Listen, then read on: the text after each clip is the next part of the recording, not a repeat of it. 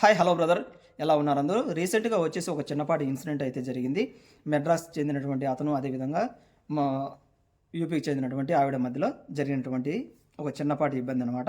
అంటే మీరు చెడుగా ఊహించుకోకండి.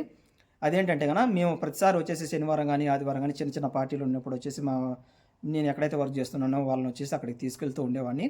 కాకపోతే ఏంటంటే కనుక యూపీకి చెందినటువంటి ఆవిడ మెడ్రాస్ అతను వచ్చేసి చాలా ప్రేమగా, అంటే తమ్ముడు లెక్క భావించేసి చాలా సాయం అయితే చేస్తుండేది. అతను 12 గంటలకు వెళ్ళినా 1 గంటకు వెళ్ళినా కూడా భోజనం పెట్టడం ప్రతి ఒక్కసారి అలాగే చేస్తూ ఉండేది. అతను కూడా వచ్చేసి అక్క నా ఇంట్లో బాగాలేదు, నా పిల్లలకి ఫీజుకి కావాలని, లేదంటే నా వాళ్ళ వైఫ్కి జ్వరం వస్తుందని చెప్పేసి అప్పుడప్పుడు మధ్యలో 500 రియాలు తీసుకోవడం, 1000 రియాలు తీసుకోవడం, అదేవిధంగా వెనక్కి ఇస్తూ ఉండేవాడు. అదేవిధంగా వచ్చేసి ఆవిడ అడిగినా కూడా అతను డబ్బులు 500 రియాలు 1000 రియాలు ఇస్తూ ఉండేవాడు. ఇలా మంచిగా ఇస్తూ ఇవ్వడము, అదేవిధంగా తీసుకోవడం అనేది చేస్తూ ఉండేవాడు. బాగా నమ్మిచ్చేసాడు ఆవిని. తర్వాత ఒకసారి ఏం చేశాడంటే కదా, అక్క మా ఆవిడకి చాలా సీరియస్గా ఉన్నది, ఒక 5000 రియాలు నేను ఫ్రెండ్ సర్కిల్ కూడా ట్రై చేశాను, కాకపోతే కానీ ఎవరే కానీ ఇవ్వలేదు, ప్లీజ్ ఇవ్వు అంటేనే ఆమె నమ్మి ఇచ్చేసింది అనమాట. ఇచ్చేసిన తర్వాత వాడు ఏం చేశాడంటే కనుక శుక్రవారం ఈవిడ ఇస్తే ఆదివారం నాడు జంప్ అయిపోయాడు. మరి అన్న 5000 రియాలు ఆవిడ దగ్గర ఎక్కడ ఉన్నది, ఎలా వచ్చింది, అదేవిధంగా వానికి ఎట్లా తెలిసిందంటే కనుక ఎట్లా ఇంట్లో వర్క్ చేస్తున్నప్పుడు పని మనిషి ఎప్పుడు వెళ్ళాలనుకున్నది, తన దగ్గర డబ్బులు ఎంత ఉండాలనుకున్నది కొద్దిగా ఏదంటే మనం అంటూ ఉంటాం కదా, అన్న చెల్లెల్లాగా లేదంటే అక్క తమ్ముళ్ళలాగా ఉన్నప్పుడు వచ్చేసి చెప్తూ ఉంటారనమాట కొంతమంది. అదేవిధంగా ఆవిడ కూడా చెప్పింది, నేను నెక్స్ట్ మంత్ వచ్చేసి నేను సాపర వెళ్తున్నాను, ఇలా నా దగ్గర ఒక 5000 రియాలు ఉన్నాయి, మనం వెళ్ళేసి మేడంతో చెప్తాను, అక్కడ వెళ్ళేసి బంగారు తీసుకున్నామని చెప్పేసి పాపం ఆవిడ ముందు చెప్పింది. ఇంకా వీడు మనవాడు ఎప్పుడెప్పుడా అని చెప్పేసి ఎదురు చూస్తూ ఉన్నాడు కదా. అతని టికెట్ ఓకే అయిపోయింది, తనకు చెప్పలేదు, కనీసం పోయేటప్పుడు చెప్పలేదు.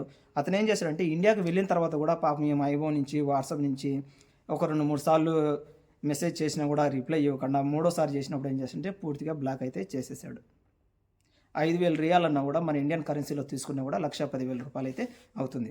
అందుకని చెప్పేసి గల్ఫ్ కంట్రీలో పనిచేస్తున్నటువంటి కువైట్ కానీ వాట్ ఎవర్ మీరు ఎక్కడైనా చేయండి అమ్మా, మీరు మాత్రం దయచేసి డ్రైవర్లకి డబ్బు ఇవ్వండి.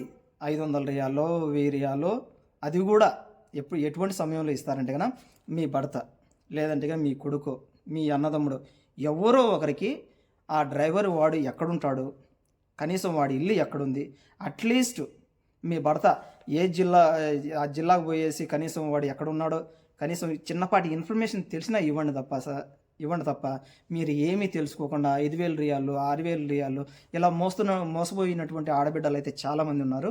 అంతేకాదు ఇక్కడ ఆడబిడ్డలు కూడా డబ్బు ఊరకనే రాదు బ్రదర్. ఎందుకంటే మీ మదర్ కావచ్చు, మీ అక్క చెల్లెలు కావచ్చు, ఎవరైనా కానీ ఇక్కడ అర్లీ మార్నింగ్ 6 గంటల వరకు లేస్తే కనుక పాపం రాత్రి 1 గంట వరకు కూడా వాళ్ళకు కూర్చోవడానికి టైము ఉండదు, అదేవిధంగా సరైనటువంటి భోజనము ఉండదు. ఇన్ని ఇబ్బందులు పడి కష్టపడుతున్నటువంటి ఆడబిడ్డల డబ్బు కొంతమంది దొంగన అటువంటి పనికిమాలినటువంటి వాళ్ళు కూడా ఉన్నారు. కాబట్టి మీ ఇంట్లో ఎవరైనా కానీ మీ మదర్ కావచ్చు, సిస్టర్ కావచ్చు, ఎవరు వెళ్ళినా కూడా చెప్పండి, వాళ్ళకు తప్పేం లేదు. ఎందుకంటే ఇది కష్టపడి సంపాదించేటువంటి డబ్బు కదా బ్రదర్, కదమ్మా. మీరు కూడా ఎవరికే కానీ ఇవ్వద్దండి. ఒకవేళ మీకు ఆ డ్రైవర్ ఎక్కడున్నాడో తెలుసు, ఏ ఊరోడో తెలిసినప్పుడు మాత్రమే ఇవ్వండి తప్ప, అది కూడా 1000 రియాలో 1500 రియాలో అంటే ఇవ్వండి. ఏదో 1 మంత్ శాలరీ ఏదో దరిద్రుడు అని చెప్పేసి ఏదో ఓలుకోవడానికి అవుతుంది తప్ప మీరు ఒక్కసారిగా 5000 రియాలు 6000 రియాలు అలా ఇవ్వడం అనేది కరెక్ట్ కాదు. కాబట్టి ఇకపై ఎవరే కానీ ఇవ్వద్దండి. ఇది నా పర్సనల్ సజెషన్ అయితే. అందరూ బాగుండాలని చెప్పి మనస్ఫూర్తిగా కోరుకుంటూ from Abdul Rehman YouTube channel. అంతేకాకుండా బ్రదర్ నెక్స్ట్ వీడియోలో వచ్చేసి గల్ఫ్ కంట్రీలో ఉన్నటువంటి డ్రైవర్లకి, అంటే ముఖ్యంగా ఖతర్లో ఉన్నటువంటి డ్రైవర్లకి, అదేవిధంగా ఖతర్ వస్తున్నటువంటి డ్రైవర్స్కి కొన్ని రూల్స్ అయితే చెప్తాను, ఒక 4-5 నెక్స్ట్ వీడియోలో. So have a nice day and by by. పిల్లలని అయితే కాస్త డ్రగ్స్కి, అదేవిధంగా మందుకి, బెట్టింగ్ యాప్స్కి అయితే కాస్త దూరంగా అయితే ఉంచండి బ్రదర్. ఎందుకంటే కనుక రేపటి మన భారతానికి, అదేవిధంగా మన భరతమాత ముద్దు బిడ్డలు ఎవరంటే కనుక మన పిల్లలే కదా. రేపు మన భారతదేశాన్ని ముందుకు తీసుకువెళ్ళేది కూడా వీళ్ళే. కాబట్టి ఇటువంటి వాటికి మాత్రం కాస్త దూరంగా ఉంచండి. ముఖ్యంగా వచ్చేసి మధ్యతరగతి పిల్లల్ని ఎక్కువ టార్గెట్ చేస్తూ ఉంటారు. కాబట్టి ఈ పనికిమాలినటువంటి బెట్టింగ్ యాప్స్కి మాత్రం కాస్త దూరంగా అయితే ఉంచండి. Have a nice day and by by.